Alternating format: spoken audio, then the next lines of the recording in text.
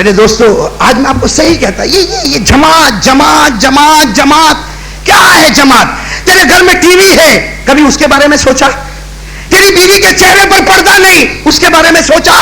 تیرا بیٹا موبائل پر آوارہ گردی کرتا ہے، اس کے بارے میں سوچا؟ تیرا بیٹا انتہائی درجے کا آوارہ ہو کر ڈرگس پینا شروع کیا، اس کے بارے میں سوچا؟ تو نے ماں کا حق ادا نہیں کیا، اس کے بارے میں سوچا؟ تو نے باپ کا حق ادا نہیں کیا، اس کے بارے میں سوچا؟ آج فجر کی نماز نہیں پڑھا، اس کے بارے میں سوچا؟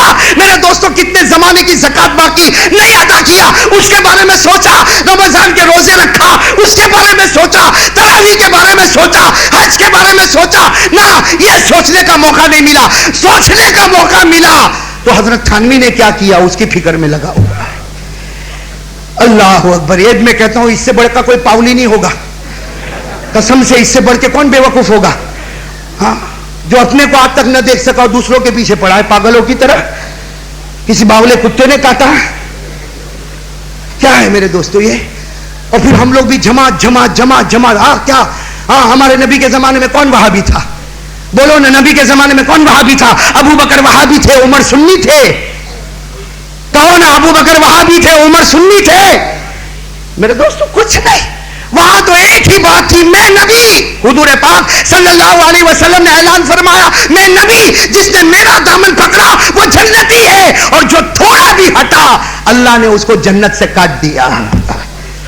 میں صحیح کہہ رہا ہوں غلط کہہ رہا ہوں؟ اس لیے میرے دوستو شریعت سے بڑھ کر کوئی چیز نہیں۔ ہم ایمان لائے ہیں لا الہ الا اللہ، زور سے زور سے زور سے زور سے، لا الہ الا اللہ۔ اس میں کہیں وہابی کا نام آیا؟ ہمارے کلمے میں کہیں سنی کا نام آیا؟ ہمارے کلمے میں کہیں چمبوڑیے کا نام آیا؟ ہمارے کلمے میں کہیں 24 نمبر کا ذکر آیا؟ پھر میرے دوستو پریشان ہونے کی کیا ضرورت ہے؟ اپنی فکر کر۔ بھائی میں غلط بول رہا ہوں تو کوئی اٹھ کے بول دے بھائی غلط بول رہا۔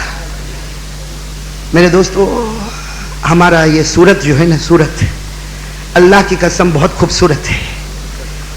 اس سورت کی زمین پر ایسے اللہ کے ولی آرام کر رہے ہیں کہ میں نے جب سے پڑھنا شروع کیا، میں اولیاء کے بارے میں بہت پڑھتا رہا، پھر میں نے سوچا کہ چلو سورت کے بارے میں تو کچھ پڑھوں، اور اللہ کا احسان ہے کہ ملتا گیا، میں پڑھتا گیا۔ آج میں قسم کھا کر کہتا ہوں کہ ہمارے گناہ ایسے ہیں کہ اللہ عذاب بھیج دیتا، لیکن ان مبارک قبروں کی وجہ سے اللہ نے عذاب کو روک کے رکھا ہے۔ میرے دوستو یہ سورت بہت خوبصورت ہے، اور ہمارے دلوں کو میرے دوستو مت توڑو، الگ مت ہو جاؤ میرے دوستو۔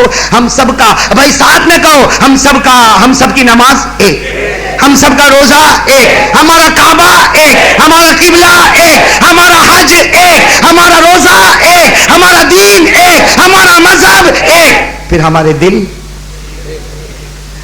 کاش کے ایک ہو جائے میرے دوستو۔ میرے دوستو بس جو حضور کی بات کرے سنو، باقی ادھر ادھر کی غیبت کرے اللہ حفاظت فرما دے۔ غیبت بہت بڑا گناہ ہے، کسی کی پیٹھ پیچھے برائی کرنا بہت بڑا گناہ ہے، اور سب کے سامنے کرنا یہ اس سے بھی بڑا گناہ ہے۔ پیٹھ پیچھے برائی کرنا گناہ، ہاں، لیکن ایک بات سمجھنا، آپ لوگ یہ سمجھتے ہوں گے میرے بارے میں بولا اس لیے میں بھڑک رہا، نہ، اللہ کی قسم یہ سب گواہ ہے۔ جس دن میرے کان میں یہ بات آئی کہ مولانا آپ کے بارے میں یہ کہا، میں نے کہا الحمدللہ۔ کیا کہا؟ کیوں الحمدللہ کہا؟ میں نے کہا میرے گناہ معاف ہو گئے، میرے گناہ اس کو دے دیا، اس کی نیکی میں لے لیا، اس سے اچھا کون سا سودا ہوگا؟ اور میں تو ابھی بھی کہتا ہوں کوئی کرے لاکھ میری برائی کرے، مجھے کوئی ٹینشن نہیں، میں تو ایک کان سے سنتا ادھر بھی آنے نہیں دیتا، یہیں سے واپس کر دیتا ہوں۔ ادھر تک آوے تو تکلیف ہوئے نا حافظ جی نا، یہاں سے آتا یہیں سے۔ مجھے بہت سے لوگ کہتے مولانا تمہارے بارے میں ایسا بولا، میں نے کہا ایسا بولا، اس کے بولنے سے نہ عزت ہے نہ ذلت ہے۔ اللہ کہتا ہے عزت میں دوں گا، ذلیل میں کروں گا، تو کسی اور کی طرف دیکھنے کی مجھے کیا ضرورت ہے؟ اگر میں کسی کے بات پر آ کے غصہ ہوں تو اس کا مطلب توحید کے میدان میں کچا ہوں، اور میں نہیں چاہتا کہ توحید کے میدان میں کچا بنوں۔ اس لیے میں تو اپنے بات میں تو کہتا ہوں جس کو بولنا ہے بولے، اجازت فل پرمیشن، میرے بارے میں جو بولنا بولے، بھائی اس سے اچھا کون سا سودا ہوگا؟ میرے گناہ معاف ہو جائیں گے۔ اور بلکہ میں تو یہ کہتا ہوں جس نے میرے بارے میں کہا ابھی نہیں، قیامت تک کے لیے معاف کر دیا۔ سب کے سامنے کہتا ہوں بھائی قیامت تک کے لیے معاف کر دیا۔ کیوں معاف کر دیا؟ اللہ کہتا تو میرے بندے کو معاف کر، میں تجھے معاف کر دوں گا۔ خیر میرے پیارے دوستو، اب میں ایک بات پر آنا چاہتا ہوں، سیرت مصطفیٰ، کہہ دو صلی اللہ بھائی سیرت پر سنیں گے نا انشاءاللہ. ہاں بہت ضروری بات میرے دوستو. اللہ تعالیٰ سیرت مصطفیٰ سے ہم سب کو محبت نصیب فرمائے. دیکھو ایک بات ہے, جو محمد کے قریب ہوگا صلی اللہ, جو محمد کے قریب ہوگا صلی اللہ, اللہ تبارک و تعالیٰ اس کو قیامت میں بھی قریب کرے گا. ایک مثال میں آپ کو بتاؤں, یہ بہت سننے جیسا واقعہ, بہت پیارا واقعہ. واقعہ یہ ہے کہ حضور پاک محمد الرسول اللہ ساتھ میں جناب نبی کریم صلی اللہ علیہ وسلم, آپ صلی اللہ علیہ وسلم کے پاس ایک انگوٹھی تھی. سننا, ہمارے نبی پاک صلی اللہ علیہ وسلم کے پاس ایک انگوٹھی تھی, اور یہ فتویٰ اور یہ مسئلہ ہے کہ مرد اگر چاندی کی انگوٹھی پہنے تو پہننا جائز ہے. بھائی مرد اگر چاندی کی انگوٹھی پہنے تو پہننا کون سی؟ ہاں, ورنہ یہ مت کہنا کہ مولانا نے پہننے کی اجازت دی تو گلے میں سونے کی چین بھی لٹکاتا اور انگلی میں سونے کی انگوٹھی بھی پہنتا. کوئی اور میٹیریل کی ہو تو حرام. بھائی کہو کوئی اور میٹیریل کی ہو تو. مردوں کے لیے چاندی کی انگوٹھی پہننا ہوتا, مسئلہ نہیں سمجھے تو کچھ کا کچھ ہو جاتا. صحیح نا حافظ عبد الغنی صاحب, مسئلہ نہ سمجھے تو کچھ کا کچھ ہو جاتا ہے نا. وہ کہتے ہیں نا کہ ایک مرتبہ کیا ہوا, ایک مرتبہ 3 آدمی نماز پڑھ رہے, 3 آدمی ہاں نماز, بالکل نماز پڑھ رہے, اور سامنے وہ نہر تو مچھلی اٹھی. بھائی نہر ہے تو مچھلی کودی, تو ایک نے نماز پڑھتے پڑھتے کہا دیکھ مچھلی دیکھ. تو دوسرا کیا بولتا ہے, نماز میں باتیں کرتا. اور تیسرا بولتا اللہ کا احسان, میں تو کچھ بولا ہی نہیں.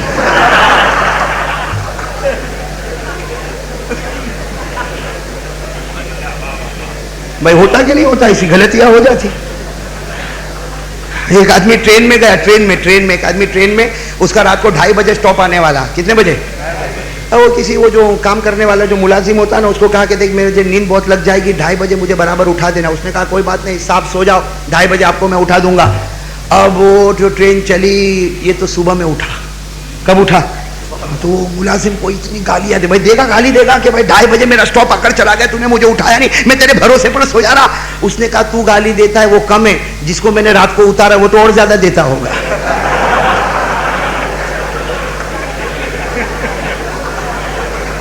حافظ انعام کو سمجھ میں آیا, تھوڑی دیر کے بعد آیا, لیکن آ تو گیا ماشاءاللہ.